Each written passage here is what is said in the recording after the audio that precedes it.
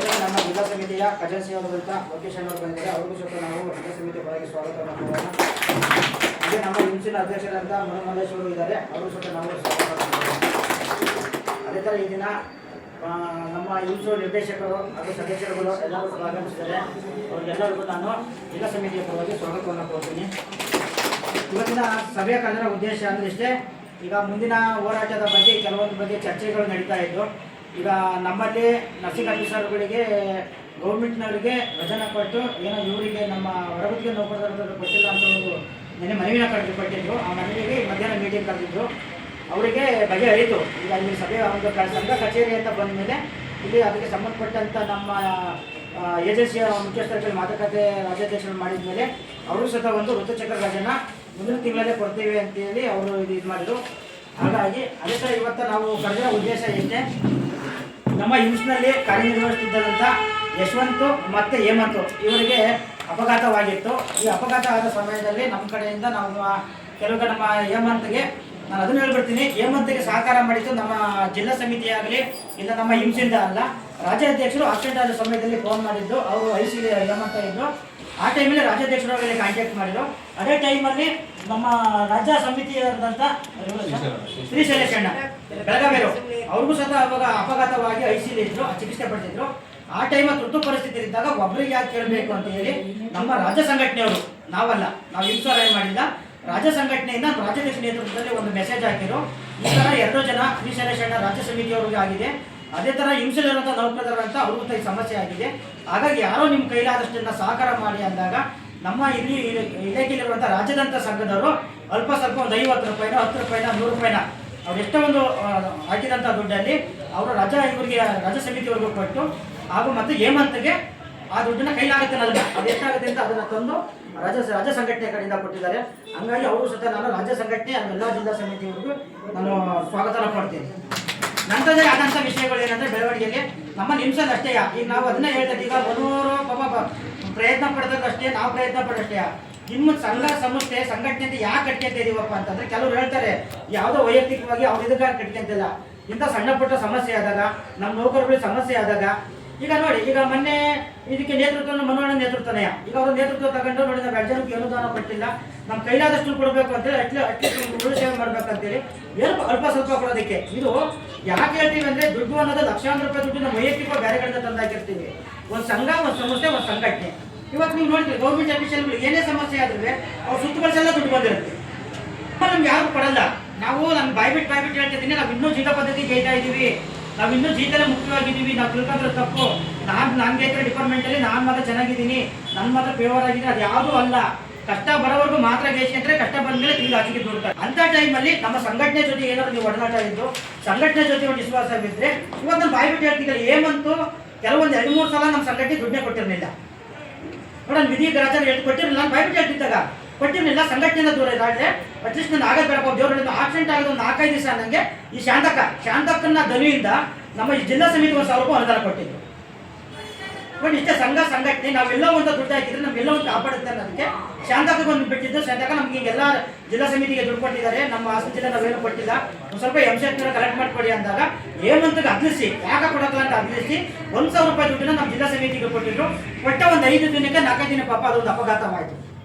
ನೋಡಿ, ಅವತ್ತು ಕೊಟ್ಟಂತ ಒಂದೇ 1,000 ರೂಪಾಯಿ ದುಡ್ಡು ತಿರ್ಗಾ 1 ತಿಂಗಳಿಗೆ ನಾವು ಎಲ್ಲಿಗೆ ಇಂಟ್ರೆಸ್ಟ್ ಹಾಕಿರ್ತೀವೋ, ಬಡ್ಡಿಗೆ ಹಾಕಿರ್ತೀವೋ, ನಾನು ಇವತ್ತು ಆಗುದು ಅಂತ ಹೇಳ್ತಿಲ್ಲ.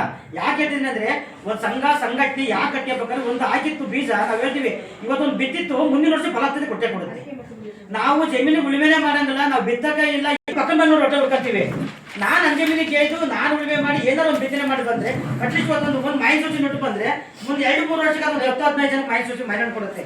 ನಾನು ಯಾಕೆ ಮಾಯಿನ ಸೂಚಿ ನೋಡೋದು, ನನಗೆ ಹಾಕ್ಬೇಕು ಮಾಯಿನ ಮರ, ಇಲ್ಲ ತಂಗಿ ಮರ ನನಗೆ ಹಾಕ್ಬೇಕು ತಂಗಿ ಮರ ಅನ್ನೋದು. ಹಂಗೆ ಸಂಘಟನೆ ಅನ್ನೋದು ಒಂದು ಫಲವತ್ತಾದ ಮರ ಇದ್ದಂಗೆ, ವೃಕ್ಷ ಮರಗಳು ಇದ್ದಂಗೆ. ಇವತ್ತಿಲ್ಲ ಇದು ಬೆಳೀತಾ ಬೆಳೀತಾ ಬೆಳೀತಾ ಹೋಗ್ತಾ ಮುಂದೆ ಒಂದು ಎಮ್ಮರ ಆಗ್ಬೋದು.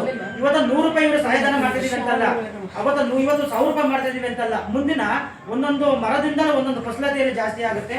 ಆ ವಿಚಾರಕ್ಕಾಗಿ ಯಾಕೆ ಇದನ್ನು ಹೇಳ್ತಿದ್ದೆ, ನಾನು ಹೇಮಂತವರಾಗಿರ್ಬೋದು, ನಮ್ಮ ಯಶವಂತರಾಗಿರ್ಬೋದು, ಬಾಯ್ಕರಿಗೆ ಆಗಬೇಕಾಗಿರುವೆ. ಅಟ್ಲೀಸ್ಟ್ ಒಂದು ಸಂಘ ಸಂಘಟನೆ ಒಬ್ರು ಯಾರು ಹೋರಾಟ ಮಾಡ್ತಿದ್ದಾರೆ, ಯಾಕೆ ಹೋರಾಟ ಮಾಡ್ತಿದ್ದಾರೆ, ಅವರಿಂದ ಏನಾದ್ರು ಅನುಕೂಲತೆ ಇದೆಯಾ, ನಾವು ಅದಕ್ಕೆ ಕೈ ಜೋಡಿಸೋಣ.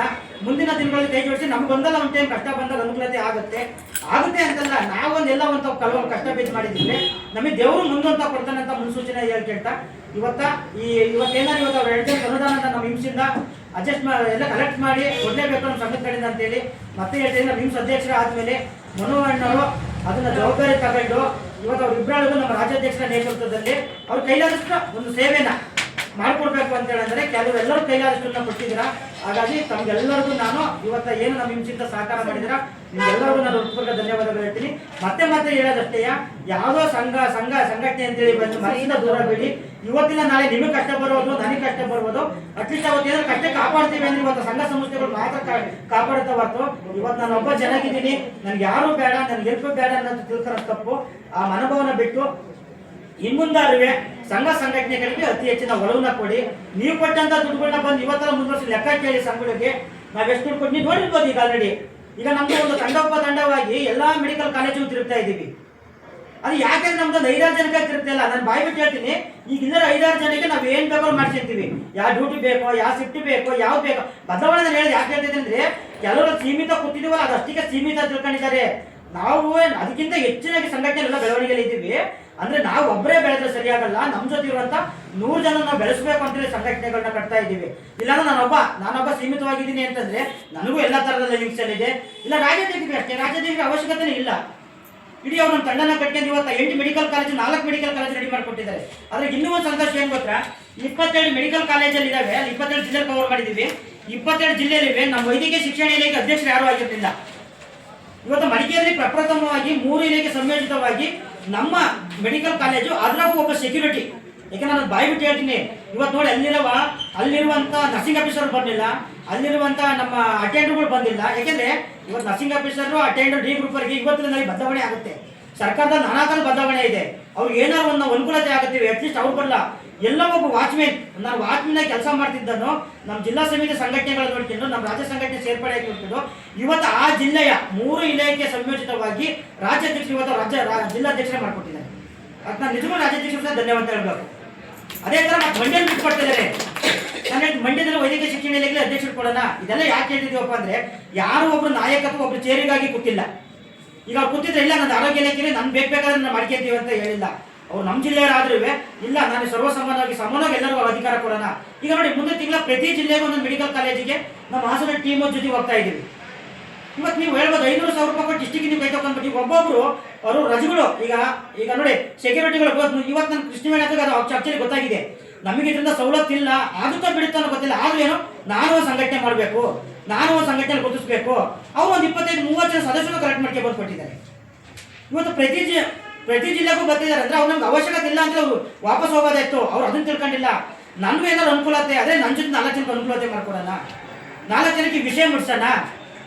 ಮನೋಭಾವಗಳಿದೆ. ಯಾವತ್ತ ಮನೋಭಾವ ಬರ್ತವೆ ಅವತ್ತರೆಗೂ ನಾವು ಬದಲಾವಣೆ ಆಗಲ್ಲ. ಯಾಕೆ ಹೇಳ್ತೀನಿ ಅಂದ್ರೆ ನಾವು ವೈದ್ಯಕೀಯ ಶಿಕ್ಷಣ ಇಲಾಖೆಯಲ್ಲಿ ಆಗ್ಬೋದು ಆರೋಗ್ಯ ಇಲಾಖೆ 25,000 ಜನ ಇದ್ದೀವಿ. ಒಂದು ಹೋರಾಟ ಕರೆದ್ರೆ ಬರಲ್ಲ. ಅದ್ರಾಗೆ ಈ ಸತಿ ಏನೋ ಒಂದು ಒಳ್ಳೆ ಹೋರಾಟನ ಹಾಸನದಲ್ಲಿ ಉತ್ತಮವಾಗಿ ತಮಗೆಲ್ಲರೂ ಈಗ ಇತ್ತೀಚೆಗೆ ಮನವರಿಕೆ ಆಯ್ತೇನ. ಹಾಗಾಗಿ ಮೊನ್ನೆ ಮಾಡಿದಂಥ ಸ್ಟ್ರೈಕಿಗೆ ನಮ್ಮ ವೈದ್ಯಕೀಯ ಶಿಕ್ಷಣ ಇಲಾಖೆ ಇರ್ಬೋದು ಆರೋಗ್ಯ ಇಲಾಖೆ ಇರ್ಬೋದು ಎಲ್ಲರೂ ಒಳ್ಳೆ ಸ್ಪಂದನೆ ಕೊಟ್ಟಿದ್ದೀರಾ. ಮುಂದಿನ ದಿನಗಳ ಹೋರಾಟ ಬದಲಾವಣೆಗಳು ಮಾಡ್ತಾ ಇದ್ದೀವಿ. ಮಾರ್ಚ್ 23ಕ್ಕೆ ನಾವು ಫ್ರೀಡಂ ಪಾರ್ಕಲ್ಲಿ ಮುಷ್ಕರನ್ನ ಮಾಡ್ತಾ ಇದ್ವಿ. ಅದೇ ತರ ಈಗ ಮುಂದಿನ ತಿಂಗಳಲ್ಲಿ ನೋಡಿ ಸೃಷ್ಟಿ ಏಜೆನ್ಸಿಯ MD ಅವರು ನಮ್ಮ ಇದಕ್ಕಾಗಿ ಸಲುವಾಗಿ ಒಂದು ಕಾರ್ಯಕ್ರಮ ಇಟ್ಟಿದ್ದಾರೆ. 3 ದಿನ ನೋಡಿ ಅವರು ಒಂದು ಏಜೆನ್ಸಿ ಅವರು ಅಂತ ನಾವು ಹೇಳಂಗಿಲ್ಲ. ಅವರು 3 ದಿನ ಕಾರ್ಯಕ್ರಮನ ಕ್ರಿಕೆಟ್ ಮತ್ತೆ 2 ದಿನ ಕಾರ್ಯಕ್ರಮ ಇಟ್ಟು 1 ದಿನ ಸಮಾನಾಕಾರ ಬಹುಮಾನ ಕೊಡ್ಬೇಕಂತೇಳಿ ಇವತ್ತು ಅವರೇ ನಮ್ಮ ಸಂಘಟನೆಗಳಿಂದ ಬಂದಿದ್ದಾರೆ. ಯಾಕಪ್ಪ ಅಂದ್ರೆ ಈಗ ಅವರು ಅಷ್ಟೇ ಏಜೆನ್ಸಿನ ದುಡ್ಡು ಕೊಡ್ತಾ ಇದೀವಿ, ದುಡ್ಡು ಮಾಡ್ಕೊಂಡು ಹೋಗ್ತಾ ಇದೀವಿ ಅಂದ್ರೆ ವೈಯಕ್ತಿಕವಾಗಿ ಇಲ್ಲಿವರೆಗೂ ಇದ್ರು.